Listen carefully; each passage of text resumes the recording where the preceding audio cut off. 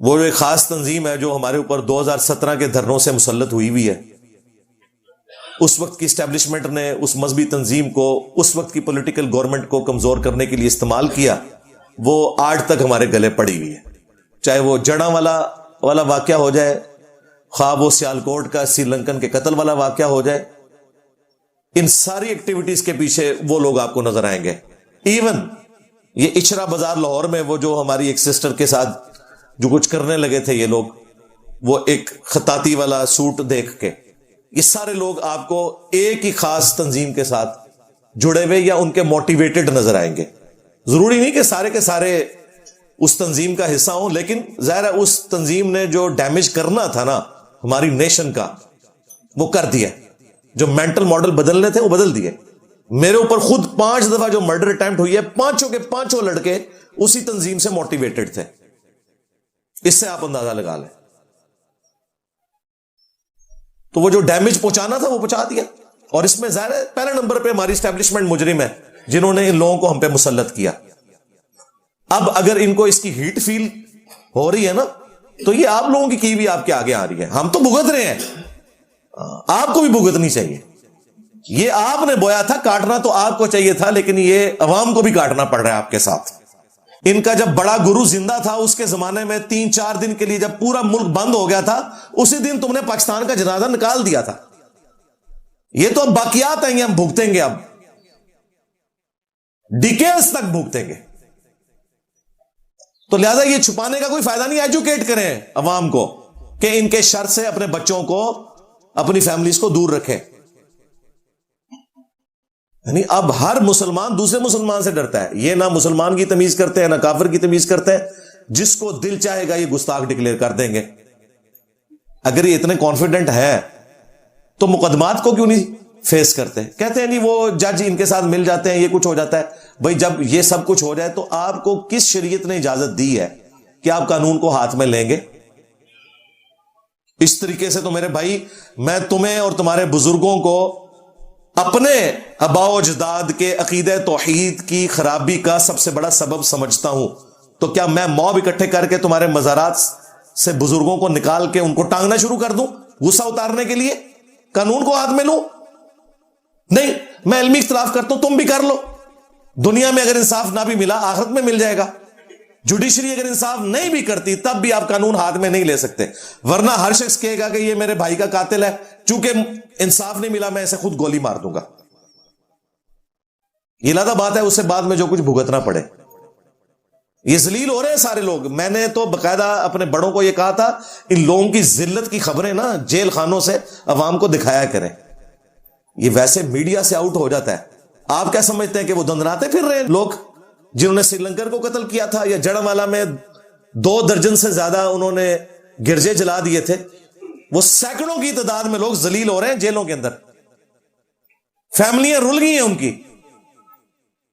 اور یہاں جنہوں نے کچھ نہیں کیا تھا 9 مئی کے چکر میں وہ 1 سال سے اندر ہے. مجرم تو چند ایک تھے بےچارے، تو جیو فینسنگ میں زیادہ تر لوگ آ گئے.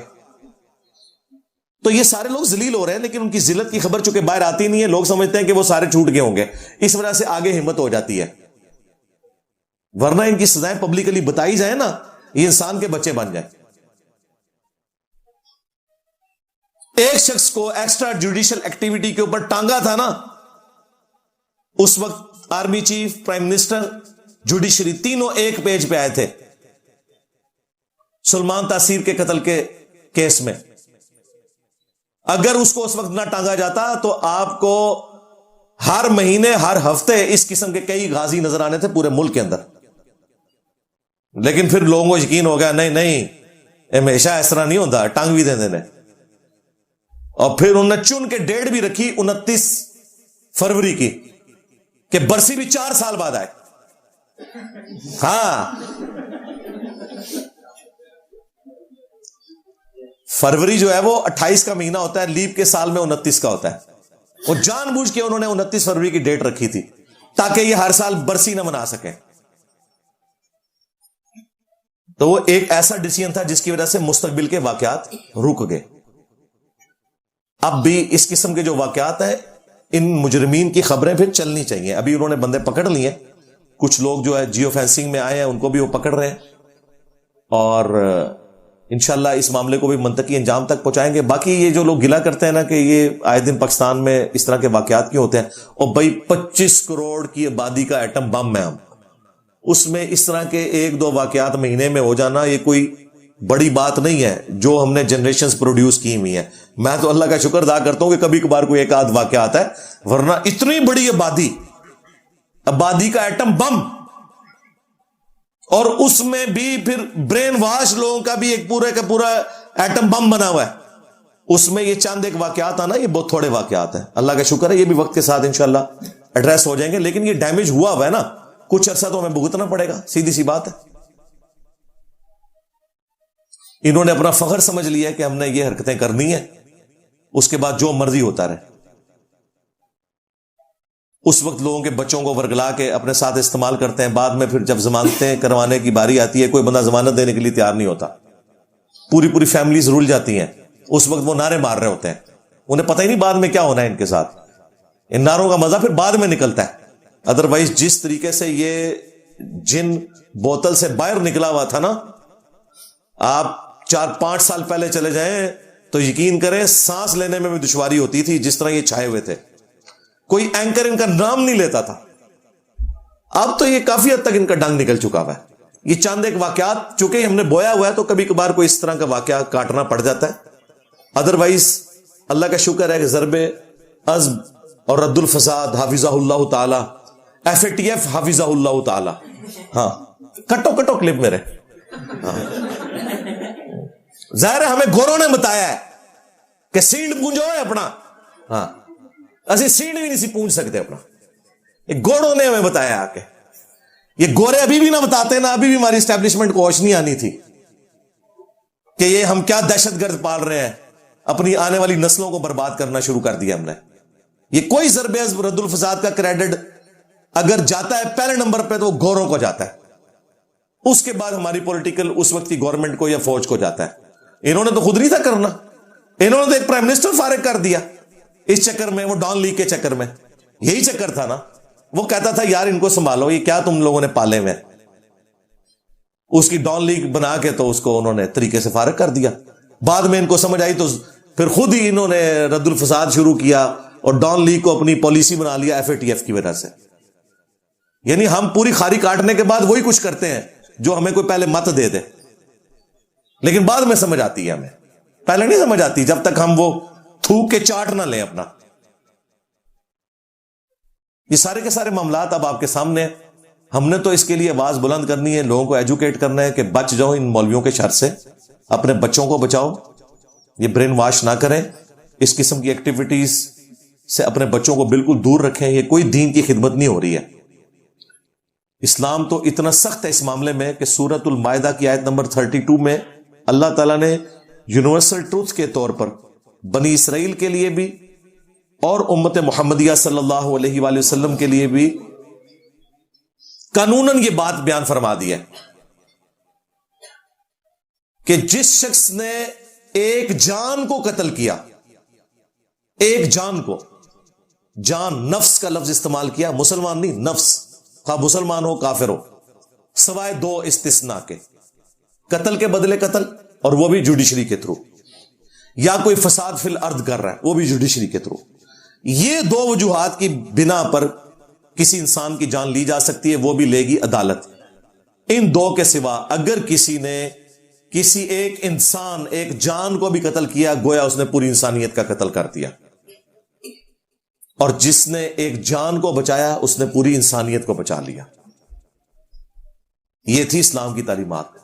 صحیح بخاری میں حدیث ہے، جو نان مسلم کسی مسلم کنٹری میں ٹیکس پے کر کے رہ رہا ہے، اسے بھی نہ حق کسی نے قتل کر دیا، ایسا شخص جنت کی خوشبو بھی نہیں پائے گا، حالانکہ جنت کی خوشبو 40 سال کی مسافت سے آ رہی ہوگی۔ یہ بخاری کے الفاظ ہے، یہ کہانی شریف نہیں ہے، بخاری شریف ہے۔ خوشبو بھی نہیں، مسلمان بھی نہیں پا سکتا اگر اس نے کسی نان مسلم کو بھی نہ حق قتل کر دیا۔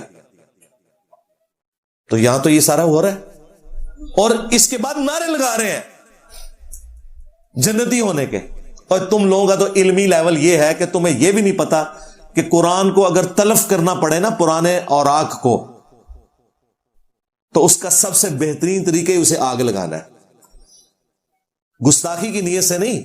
اگر آپ کو پرانے اوراق کو بچانا ہو بے حرمتی سے، پانی میں بہانا، زمین میں دفن کرنا، ان سب سے بہتر طریقہ جو ہے وہ آگ لگانا ہے، اور یہ سنت ہے سیدنا عثمان کی، صحیح بخاری میں موجود ہے۔ آذربائیجان کی فتح کے دوران سیدنا عثمان کے پاس حضرت حذیفہ ابن یمان آتے ہیں اور وہ کہتے ہیں اے امیر المومنین، مسلمانوں کو اختلاف سے بچائیں، چونکہ نیو مسلمز دوسرے کنٹریز سے بھی ہو رہے تھے، عربی سب کو نہیں آتی تھی، تو مختلف لہجوں میں قرآن کو وہ پڑھتے تھے۔ 7 قرات میں تو پہلے ہی وہ نازل ہوا ہے، یہ 7 ڈائلیکٹ ہیں، جس طرح پنجابی کے بھی کئی ایک ڈائلیکٹ ہیں، تو وہ آپس میں پھر اختلاف والا معاملہ بھی جس کو نیو مسلم کو تو نہیں پتا وہ آ سکتا تھا۔ تو سیدنا عثمان کو جب انہوں نے ریکویسٹ کی تو حضرت عثمان نے وہ سارے نسخے قرآن کے ریٹریو کیے اور صرف قریش کی قرات کو ریٹن میں باقی رکھا۔ زبانی تو وہ ابھی تک چل رہی، باقی قرات اسٹیبلش ہیں، بخاری مسلم میں آیا ہے کہ وہ اللہ تعالیٰ نے 7 قرات میں قرآن کو نازل کیا امت کی آسانی کے لیے، لیکن حضرت عثمان نے جو مصحف عثمانی ہمارے پاس اس وقت بھی موجود ہے، یہی شیعہ کا قرآن بھی ہے، یہی سنیوں کا قرآن بھی ہے۔ ایران سے یہ ریڈ بائنڈنگ میں چھپتا ہے، سعودیہ سے یہ بلو اور گرین بائنڈنگ میں چھپتا ہے۔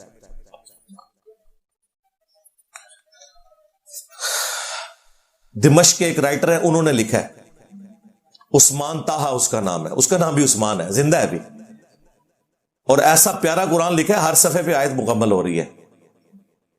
تو یہ مصحف عثمانی، یہ پھر حضرت عثمان نے ایک نسخہ قریش کی قرات میں جو نبی الاسلام کی قرات تھی اس میں باقی رکھا، اور باقی قراتیں جو اسٹیبلش تھیں وہ سارے نسخے ریٹریو کر کے انہیں آگ لگا دی کہ فتنہ نہ کھڑا ہو۔ ان کو کسی نے نہیں مشورہ دیا انفی نے کہ جی جناب زمین میں قبر کھود کے امیر المومنین اس میں دفنا دیں، آگ لاؤ گے تو گستاخی ہو جائے گی، اور جاہلو تہاڈے بزرگوں نے تانوں غلط دین ہی دسیا۔ نہ حضرت عثمان کو کسی نے مشورہ دیا کہ دریائے دجلہ میں سے بہا دیں یا دریائے نیل میں بہا دیں، دونوں جگہ پہ مسلمانوں کی حکومت تھی۔ سب سے سیف طریقہ یہ ہے، گھروں میں بھی آپ کے پاس جو پرانے قرآن کے اوراق ہوں یا دینیات کی کتابیں یا کوئی ایسی آیات اذکار لکھے ہوئے، تو انہیں ردی میں نہ دیں، اور نہ یہ ہونا چاہیے کہ اس طرح کی چیزیں ردی میں پہنچ کے لفافے بن جائیں۔ ویسے تو اب سپریم کورٹ کی اس پابندی کے بعد اب عرصہ دراز سے آپ کو کبھی بھی مارکیٹ کے اندر اس طرح کے کاغذ جن پہ انک کے ساتھ کچھ لکھا ہو، خواہ وہ اخبار ہو یا کتابیں ہوں، وہ نظر نہیں آئیں گے، کیونکہ وہ مضر صحت ہے۔ اس کے ساتھ اگر کوئی چیز ٹچ کر جائے، ایون نان ٹچ کرتا ہے، تو سیاہی کا اثر جو اس پہ جاتا ہے وہ بھی مضر صحت ہے، اس لیے یہ پابندی لگا دی تھی، اور بڑا اچھا کام کیا انہوں نے۔ بے حرمتی والا ایلیمنٹ تو الگ سے تھا، تو اب وہ ردی آپ نے ظاہر ردی والے کو دینی ہے تو پھر بے حرمتی کا چکر ہو جائے گا۔ تو بہتر یہ ہے کہ گھروں میں آپ ایک آدھ لوہے کی بالٹی رکھیں اپنی چھت کے اوپر، پرانے کاغذ جب بھی جمع ہو اس میں ڈالیں اور ان کو آگ لگا دیں۔ جب ان کی راکھ بن جائے مکمل طور پہ راکھ، تو اسے پانی میں بہا دیں۔ ظاہر ہے وہ قرآن تو اب رہا ہی نہیں، وہ راکھ بن چکی ہے۔ یہ سب سے سیف طریقہ ہے۔ یا جو تنظیمیں ریٹریو کرتی ہیں ان کے حوالے کریں، وہ بھی کیا کرتے ہیں، جا کے دریاؤں میں یا ڈیمز میں پھینکتے ہیں۔ آپ دریائے جہلم ہم سے یہاں پہ واکنگ ڈسٹنس پہ ہے، بمشکل یہاں سے 1 کلومیٹر ہوگا، یہ سڑک پار کر کے پیچھے۔ جیسے ہی گرمیوں میں تھوڑا پانی کم ہوتا ہے، ڈیم کا پانی روک لیا جاتا ہے، تو وہی سارے قرآن جو ہیں وہ آپ کو کنارے پہ ریت کے اوپر پڑے ہوئے نظر آتے ہیں۔ صحیح طریقے سے ڈمپ نہیں کیے جاتے، یا کریں بھی تو پانی خشک ہو گیا تو باہر ہی نکل لیں نا۔ تو بہتر طریقہ آگ لگانا ہی ہے۔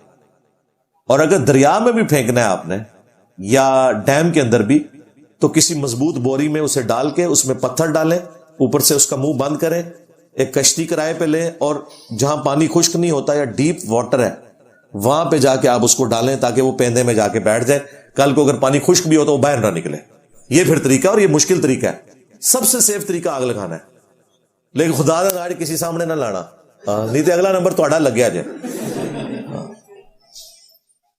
ویسے تو ہر گلی محلے میں تندور بھی موجود ہے، ان کے ساتھ بھی نیکی ہے. اگر ان کو چاند ایک صفات اس طرح کے دے دیے جائیں, چلیں وہ اس میں جلا لیں گے, وہ تھوڑی آگ اس سے حاصل کر لیں گے, لیکن خطرہ یہ والا رہے گا کیونکہ ہم جاہلوں کے ملک میں رہ رہے ہیں, انہیں قرآن و سنت بھی نہیں صحیح بتایا گیا. اور اگر انہیں کوئی سمجھاتا ہے طریقے سے تو یہ لوگ اس کی جان کے دشمن ہو جاتے ہیں.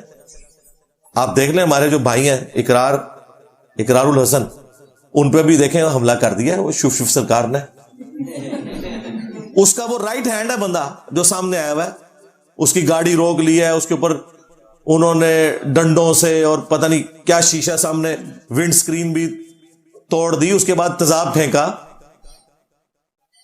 میری اس سے 2 دن پہلے بات ہوئی, میں نے کہا شکر کرو کوئی گن لے کے نہیں آیا ہوا تھا ادھر یار. تمہیں کس نے کہا تم ٹارزن بنو اس طرح بھائی؟ میں نے کہا یار جب تم ڈکلیئرڈ کسی جگہ پہ جا رہے ہو تو اس طرح پبلکلی تمہیں نہیں جانا چاہیے.